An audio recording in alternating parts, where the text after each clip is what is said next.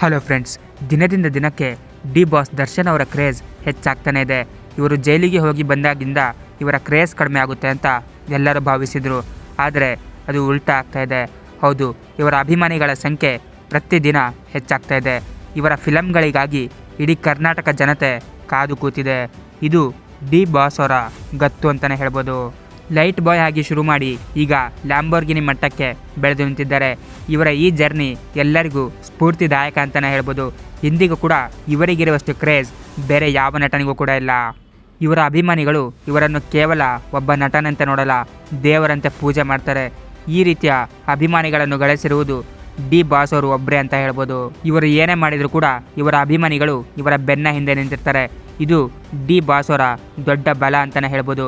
ಇತ್ತೀಚೆಗೆ ಒಂದು ಕಾರ್ಯಕ್ರಮಕ್ಕೆ ಬಂದಿದ್ದಾಗ ವಿಜಯಲಕ್ಷ್ಮಿ ಅವರನ್ನು ಒಬ್ಬ ಅಭಿಮಾನಿ ಭೇಟಿ ಮಾಡ್ತಾರೆ. ಆ ಅಭಿಮಾನಿಗೆ ತಮ್ಮ ಮಗನ ನಾಮಕರಣವನ್ನು ದರ್ಶನ್ ಅವರು ಮಾಡಬೇಕು ಅಂತ ತುಂಬ ಆಸೆ ಇರುತ್ತೆ. ಆದರೆ ಅವರು ಸಿಗದ ಕಾರಣ ಅವರ ಹೆಂಡತಿಗೆ ನೀವೇ ನಾಮಕರಣ ಮಾಡಬೇಕು ಅಂತ ಪ್ರೀತಿಯಿಂದ ಕೇಳಿಕೊಳ್ಳುತ್ತಾರೆ.